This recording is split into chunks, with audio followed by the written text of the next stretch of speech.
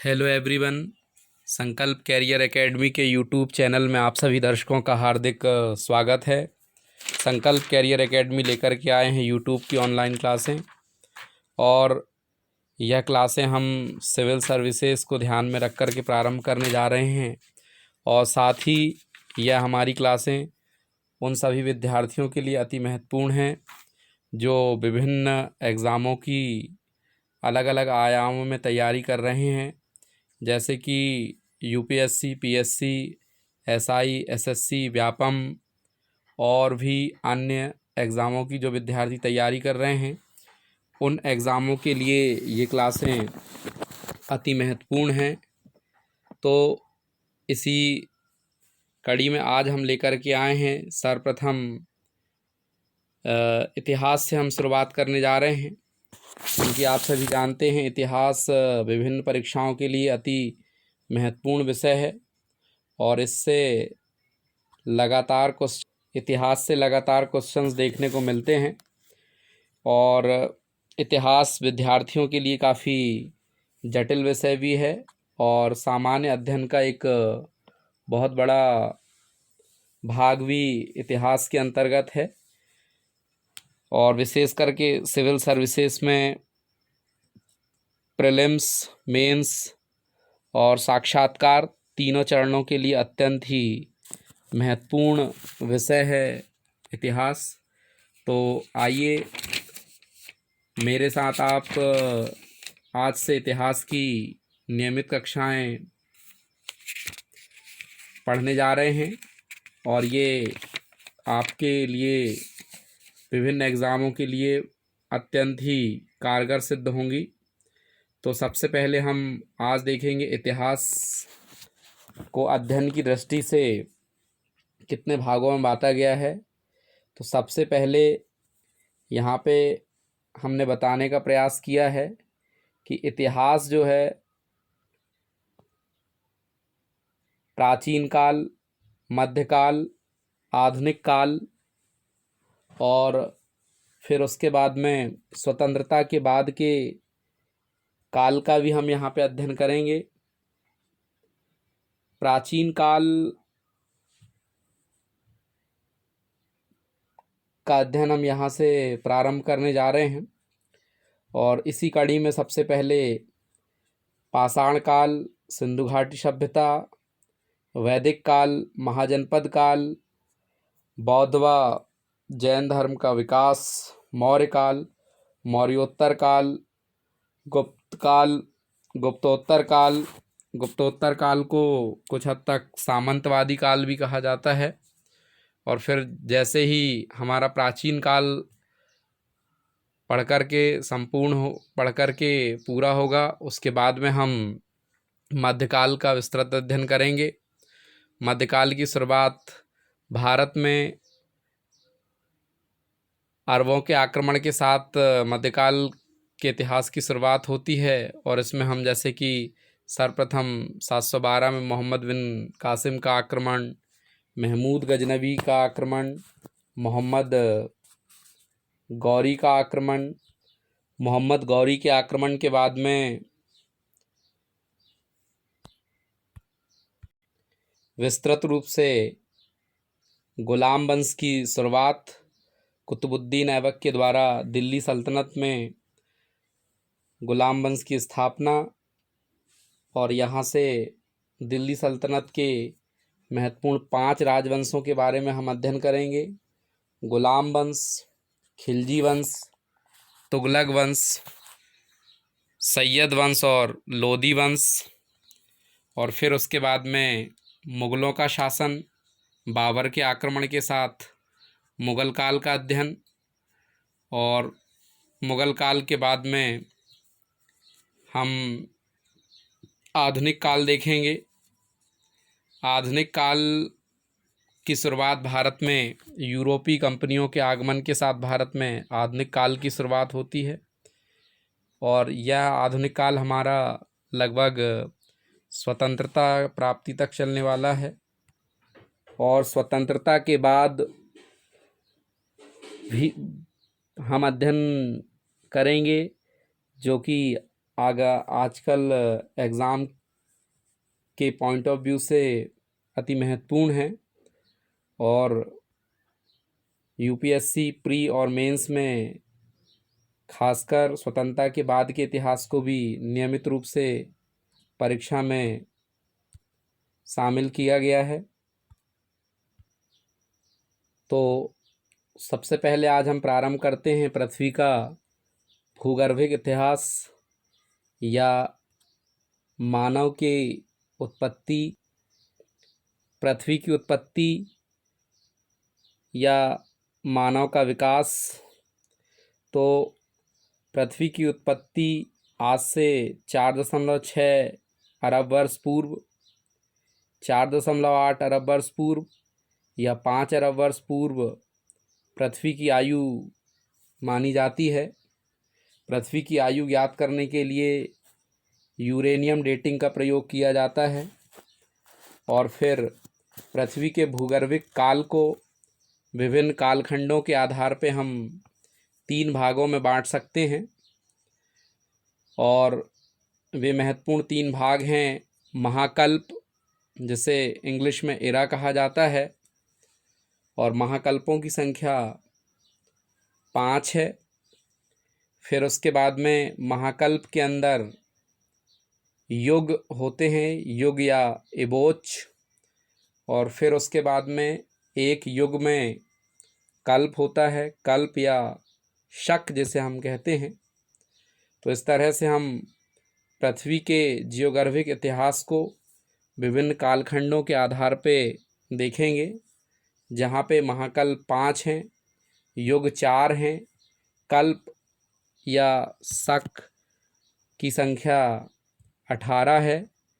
इस तरह से हम महाकल्प 5 हैं, जिसमें से सर्वप्रथम प्री पैलियोजोइक महाकल्प, फिर उसके बाद में पैलियोजोइक महाकल्प, और फिर मेसोजोइक महाकल्प, सीनोजोइक महाकल्प, उसके बाद फिर अंतिम महाकल्प है नियोजोइक। तो भूगर्भिक इतिहास में हम पृथ्वी को महाकल्प के आधार पे 5 भागों में बांटेंगे और फिर महाकल्प के बाद हम देखेंगे युग। तो युग मुख्यतः 4 ही माने गए हैं और पहला जो महाकल्प था प्री पैलियोजोइक महाकल्प, इसमें किसी प्रकार का कोई युग नहीं घटित हुआ। और फिर दूसरा जो युग है जिसको हम प्राथमिक युग कहते हैं, ये पैलियोजोइक महाकल्प में घटित हुआ था। और फिर उसके बाद में द्वितीयक युग, फिर तृतीयक युग और फिर चतुर्थक युग। तो इस प्रकार से युगों की संख्या 4 है, प्राथमिक युग, द्वितीयक युग, तृतीयक युग और चतुर्थक युग। उसके बाद में हम कल्प या शक देखेंगे। तो सर्वप्रथम प्री पैलियोजोइक महाकल्प, इसके अंतर्गत कोई युग नहीं हुआ है, लेकिन 2 कल्प हुए हैं, आर्कियन काल और दूसरा है प्री कैम्ब्रियन काल। फिर उसके बाद में जो पैलियोजोइक महाकल्प हुआ है, इसमें प्राथमिक युग है और 5-6 कल्प हुए हैं, जिनमें से पहला है कैम्ब्रियन कल्प, दूसरा है ऑर्डोविशियन कल्प, तीसरा है सिल्यूरियन कल्प, चौथा है डियोनियन कल्प और 5वां है कार्बोनिफेरस कल्प और 6वां है पर्मियन कल्प। तो इस तरह से ये प्राथमिक युग के अंतर्गत 6 कल्प हैं। फिर उसके बाद में जो द्वितीयक युग है, जो मेसोजोइक एरा का भाग है, इसमें 3 कल्प देखने को मिलते हैं, ट्रियासिक कल्प, दूसरा जुरैसिक कल्प और तीसरा क्रिटेशियस कल्प। फिर उसके बाद में जो हमारा सीनोजोइक महाकल्प है, तृतीयक युग के अंतर्गत यह आएगा और इसके अंतर्गत हम विभिन्न कल्प को देखेंगे, जैसे कि पैलियोसीन, इयोसीन, ओलिगोसीन, मायोसीन और प्लायोसीन। तो मानव की उत्पत्ति आप जानते हैं, सीनोजोइक महाकल्प तृतीयक युग के प्लायोसीन काल में मानव की उत्पत्ति या मानव का विकास देखने को मिलता है। और फिर हमारा जो अंतिम महाकल्प है नियोजोइक महाकल्प, इसमें चतुर्थक युग कहा जाता है और इसमें जो कल्प हुए हैं वो प्लीस्टोसीन और होलोसीन 2 कल्प हुए हैं। तो इस तरह से हमने देखा विभिन्न महाकल्प, विभिन्न युग और विभिन्न कल्प के आगे हम देखते हैं प्री पैलियोजोइक महाकल्प या प्री पैलियोजोइक एरा। इसमें आपको पता है कि कोई भी युग नहीं हुआ और इस महाकल्प के अंतर्गत 2 कल्प हैं, जिसमें पहला है आर्कियन कल्प और प्री कैम्ब्रियन कल्प। तो ये जो आर्कियन कल्प है, इसकी विशेषता यह है कि इसमें नीस और ग्रेनाइट की चट्टानों का विकास हुआ और जीवन रहित युग की शुरुआत हुई। इसमें स्थल में जीवन का विकास देखने को नहीं मिलता है। इसके बाद प्री कैम्ब्रियन कल्प है, जिसमें अरावली की पहाड़ियाँ और धारवाड़ युगीन चट्टानों का विकास देखने को मिलता है और इस समय स्थलीय भाग जीवन रहित था, स्थल में जीवन का विकास नहीं हुआ था, परंतु जो समुद्र था, चूँकि इस समय समुद्र भी गर्म अवस्था में था, गर्म समुद्रों में जीवन का विकास देखने को इस समय मिलता। और फिर जो हमारा दूसरा महाकल्प है पैलियोजोइक महाकल्प या पैलियोजोइक एरा, इसमें प्राथमिक युग की शुरुआत हुई और प्राथमिक युग के अंतर्गत 6 अलग अलग कल्पों का विकास हुआ। तो सर्वप्रथम है कैम्ब्रियन काल। तो कैम्ब्रियन काल में विंध्यन पर्वत की चट्टानों का विकास हुआ,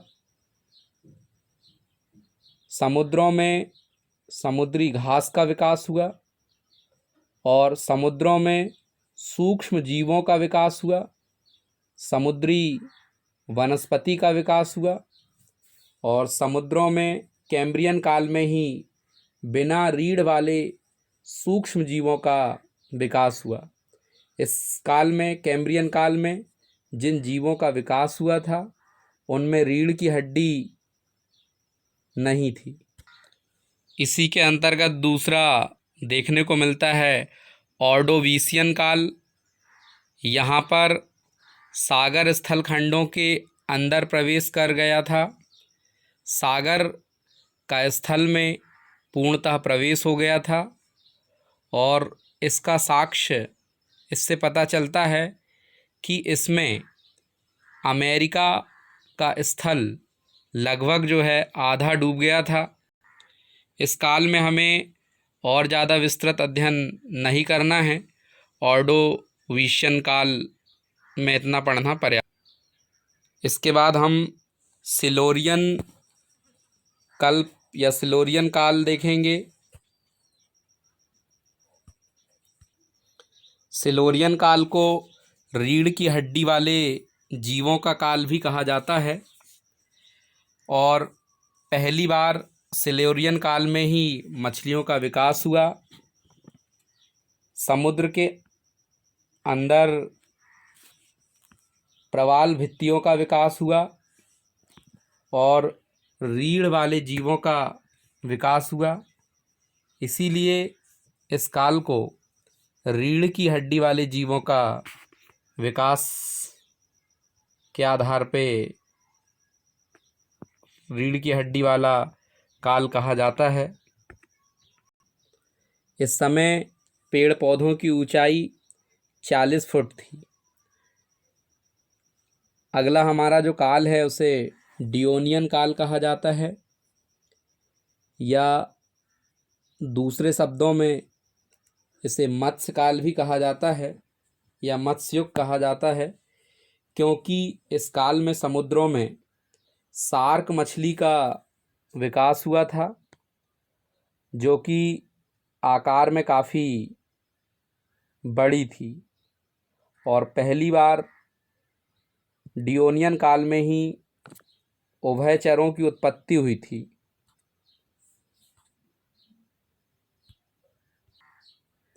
कार्बोनिफेरस काल, इस काल में उभयचरों का विकास हुआ, इसलिए इस काल को उभयचरों का काल कहा जाता है। अब जीव स्थल और जल दोनों में निवास कर सकते थे, और कार्बोनिफेरस काल में ही जो पेड़ थे, जो वनस्पति थी, वह 100 फुट लंबे थे, और वनस्पति के दबाव के कारण ही कोयले के निक्षेप का निर्माण भी कार्बोनिफेरस काल में देखने को मिलता है। फिर उसके बाद में परमिन युग आया, परमिन काल आया। परमिन काल में जर्मनी में ब्लैक फॉरेस्ट व वाजडस पर्वत का विकास देखने। उसके बाद में अगला महाकल्प है मेसोजोइक महाकल्प, जिसे द्वितीयक युग भी कहा जाता है। इसमें 3 कल्प हुए, ट्रियासिक कल्प, जुरैसिक कल्प और क्रिटेशियस कल्प। तो सबसे पहले जुरैसिक काल, सबसे पहले ट्रियासिक काल। ट्रियासिक काल को हम एज ऑफ रेप्टाइल या रेंगने वाले जीवों का काल भी कहते हैं। इसमें केकड़ा पहली बार अस्तित्व में आया। धरती में केकड़ा पाया गया, और भारत में गोंडवाना क्रम की चट्टानों का दूसरा है हमारा इसी के अंतर्गत जुरैसिक काल, जिसे डायनासोर का काल भी कहा जाता है, क्योंकि कि जुरैसिक काल में ही डायनासोर की उत्पत्ति हुई थी। इसी काल में कंगारू की उत्पत्ति भी हुई, और आर्कियोप्टेरिस नामक जीव की उत्पत्ति भी इसी काल में देखने को मिलती है। आर्कियोप्टेरिस वह जीव है जो स्थल तथा वायु दोनों में निवास कर सकता है। स्थल व वायु के बीच में एक कड़ी का काम करता है, अतः यह पक्षी और सरीसृप के बीच की एक कड़ी था। इसीलिए जुरैसिक काल अध्ययन की दृष्टि से। उसके बाद क्रिटेशियस काल आता है, मेसोजोइक का तीसरा कल्प। इस काल में कछुए की उत्पत्ति हुई। उत्तर अमेरिका में रॉकी पर्वत और दक्षिण अमेरिका में एंडीज पर्वत का विकास हुआ। भारत में महाराष्ट्र के बुल्ढाना जिले में ज्वालामुखी विस्फोट हुआ, जिससे क्रेटर का निर्माण हुआ, लोनार झील का निर्माण हुआ, तथा लावा बाहर आया, और लावा और मैग्मा के जमने के कारण बेसाल्टी चट्टानों का निर्माण हुआ, जिससे काली मिट्टी का निर्माण हुआ। इसके बाद सीनोजोइक महाकल्प है, जिसे तृतीयक युग भी कहा जाता है, और इसमें विभिन्न 5 महाकल्प देखने को मिलते हैं। सर्वप्रथम पैलियोसीन कल्प इस काल में पहली बार धरती पर स्तनधारियों का जन्म हुआ। पृथ्वी पर सर्वप्रथम स्तनधारियों का अस्तित्व सामने देखने को आया।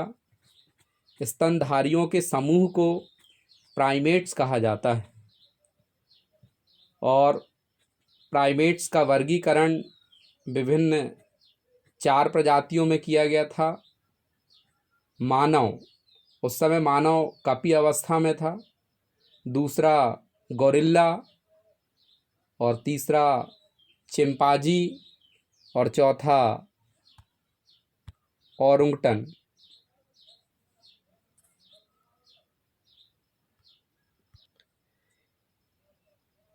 सीनोजोइक महाकल्प या तृतीयक युग में मुख्यतया